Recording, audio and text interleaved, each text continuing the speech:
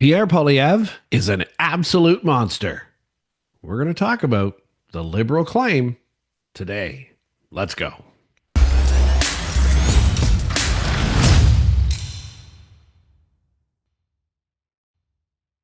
Well, your Liberal frenemies are back at it again. If you've seen my comments here on Bakes on Things Daily, you can see there's a lot of them in there that the Liberals use to attack Pierre Poilievre. And one of the biggest things, and we've been debunking a whole bunch of this stuff this week, we're going to debunk one more thing today, is that Pierre Poilievre is a monster.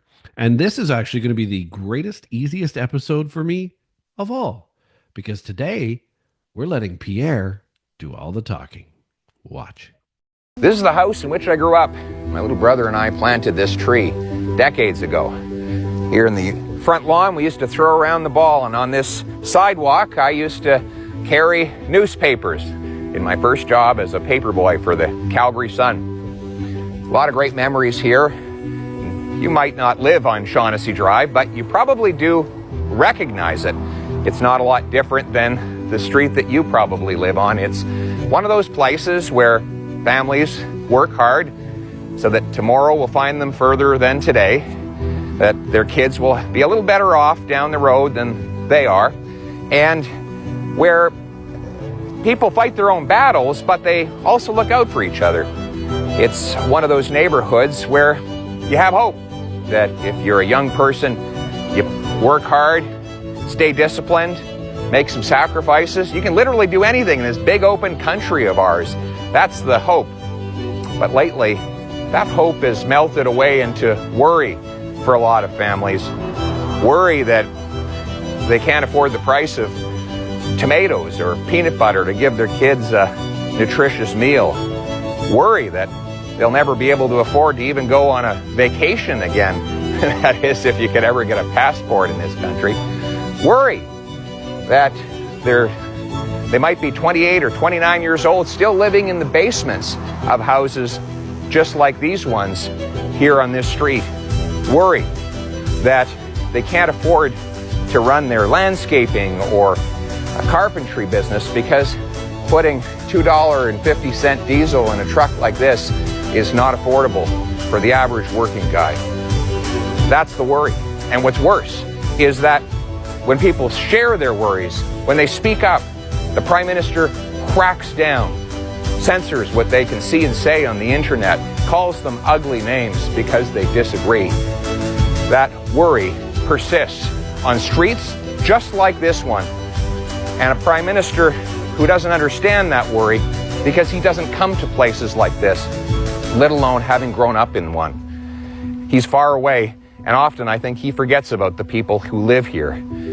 If you're one of those people who's worried, but who is willing to have hope one more time, willing to believe that we can once again be a country where hard work pays off, where your dollar retains its value, where you're free to speak, where good, decent, honorable people are respected by their government, and in fact, where your politicians are your servant and not your master.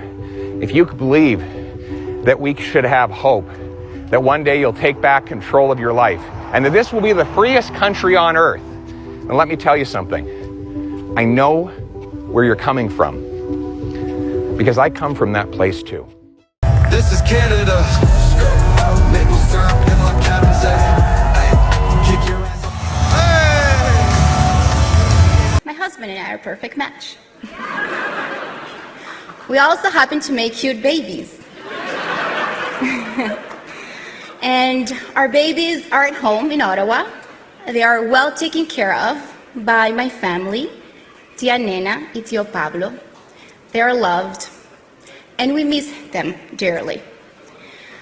It is difficult to be away from them, but we know that one day they will understand. We're doing this for them, for their future. And as difficult as it is, we must remember how much more difficult it is for the plumber, the waitress, the nurse, the trucker, and that's right.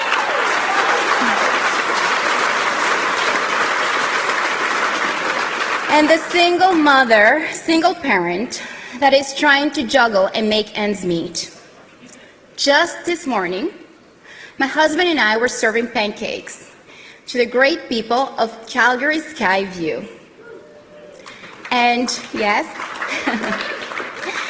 and as we were serving pancakes, this mother of 3 children asked us, "More pancakes, please." And then she proceeded to tell us that she was a single mother living on 1 income and that she had to choose between feeding her children or paying rent. Canadians are suffering, and I wish this was one of the stories. But the more we travel coast to coast to coast, we understand that this is the reality our people are living. Ladies and gentlemen, sometimes our country feels broken. Sir, Vince, good to see you. I have been praying for this moment for 9 years. Thank you. Honest to God. Thank you, sir. We need change. Thank you. We need change in Absolutely. a big way. Yes, indeed. I am honored to meet you, sir. Better days are coming for us, my friend. We're praying for that. Thank you. Honest to God, we've been praying for the new leadership. Yeah. And it's got to change. Yeah. It's got to change, or else our country is going to go back to, we won't be able to recover. Yeah. We need you. We're going to do some incredible things, yes, aren't we are, absolutely. We need yes. you. So, many blessings to you, sir. I live around the corner. My cousin called me and she said, "Vince, you'll never believe who's on my porch." And I jumped in my car and I Amazing, came eh? over. Oh, that's awesome. Wow. Let's get a nice The word- picture. the Maybe word you have gets a out nice shot. fast. What's your name? Zahar, nice to meet Zahar. Thanks you. Lots for of saying cameras, hello. I like it. Thank you for giving us hope, Thank you. and thank you for giving us a chance for a future. Because I'm 24, and for the last couple of years it's been rough, and I don't really see a future now in Canada. I was thinking of, I work in the media field, so I was thinking more US as an option than being in Canada. But you give me hope, and you. hopefully the Conservatives win a majority, and we'll be in brighter days. Absolutely. I'm hearing that a lot from young Yeah. people who feel like they may have to look elsewhere. Yeah. And that's really sad. We don't want that. And we're going to do everything possible to make Canada competitive again, create Yeah. more opportunity. And I'll be thinking of you in mind when I do that. Crown Royal, which is probably the most Canadian thing you can imagine, invented by a Montrealer, distilled in Manitoba, using great Canadian grains. But Anna's the boss, and she will tell me how to do it, and then we will share the secret with you. One thing we ask, though, is that once you learn the secret, you're not allowed to tell anybody, because this is closely guarded secret, and there will be severe penalties for anybody who lets these secret ingredients become known. All right, let's get busy. Let's get going. But before I go any further, let me just acknowledge that we had a terrible medical emergency here. A gentleman collapsed, and we thought we'd lost him. But then an amazing and courageous nurse came to the rescue. Jennifer, come up on stage. Come on over. Thank you. Give Jennifer a big round of applause. Thank you, Jennifer. Thank you. Thank you, Jennifer. What a hero. Amazing, Jennifer. How long have you been a nurse for? Oh, that's a tough one. 17, 18 years old. Wow. Here in Oshawa? Amazing. Well, on behalf of everyone in this room, and behalf of the blessed gentleman who I believe is in the loving hands of our paramedics, doctors, and nurses, we say thank you, thank you, thank you. You are a great Canadian hero. Thank you. A great Canadian hero, like so many. We're so blessed to have the greatest people on earth, courageous, giving, generous, patriotic, in solidarity one with the other. Our people deserve the best country in the world. Our flag represents the best country in the world, and we are going to restore the promise of the best country in the world. What a monster. Wow. You know, it's interesting when you have people giving feedback that Pierre Poilievre is a monster, that he hates, immigrants, that he hates women, that he hates the LGBTQ plus community, that he hates everyone, basically, is what the liberals are trying to say. And then you see all of this, and there's so many more clips. I mean, just go to TikTok, go to Instagram, you can find them. Mainstream media is not going to show it to you because they're obviously biased, but he's out there with the people. Everything he's been saying he's going to do, he's trying to do as best he can as part of the campaign as well. He's talking to the people. He's listening to the people. He's leaving his bus when he's jumped on the bus and somebody's been waving at him just to talk to him for a second. He comes back out. These are the things we need from our politicians, especially in a time where we feel like this country's lost, where we feel like there's just no way, where we feel like we don't even want to. Some people have said they don't even want to bring kids into this world at this moment. In those types of scenarios and in those types of attitudes and times where we think like that as a society, we need people like Pierre Poilievre, who is in touch with you, who's been through it, who knows. Okay, he knows.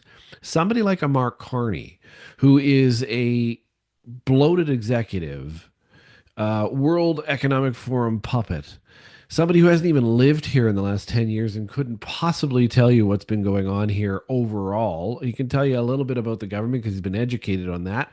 Obviously, the liberals are in his ear every day about that. But when it comes to life in this country, when it comes to growing up here, when it comes to having a family here and what that takes, Mark Carney can't answer that question. His own wife doesn't really live here.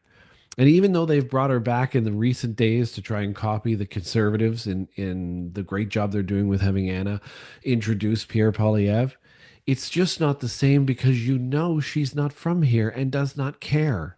She's only doing this because she's been asked to come and asked to speak on behalf of her husband to try and relate to you more. But the problem is she can't because she spends so much time in the environmental world and doing other things and activism and somewhere else on the planet, just like Mark Carney was for the last 10 years. He was an advisor to Trudeau, but he wasn't sitting in this country. He left after the pandemic, after he couldn't stand the truckers outside of his window. And now here he is trying to run as prime minister. Look, this video wasn't about Mark Carney. It was about the liberals saying that Pierre Poilievre is a monster. And what we've seen, watch it over and over again, is that he is not. Search the clips. This video doesn't even begin to show it. But if you search the clips and really watch, you're going to see who he really is. Mark Carney, not even close to the same. Not even close. Thanks for watching. Please like, please subscribe, and loving every comment that I see, even the liberal comments, as long as they are constructive. And that is big key. Everyone here. If you're constructive in the comments, I'm definitely going to reply because I love seeing new ideas. But if you're going to put all caps and poor grammar and bad spelling and yell and scream and basically verbally rip down the campaign signs of the Conservatives, it's not mature and it's not something I'm going to even bother replying to. But if you're commenting and you have something really cool to say or want to just share your opinion, you're not going to get disrespected for that here. So really appreciate it. Like, comment, subscribe, and we'll catch you next time.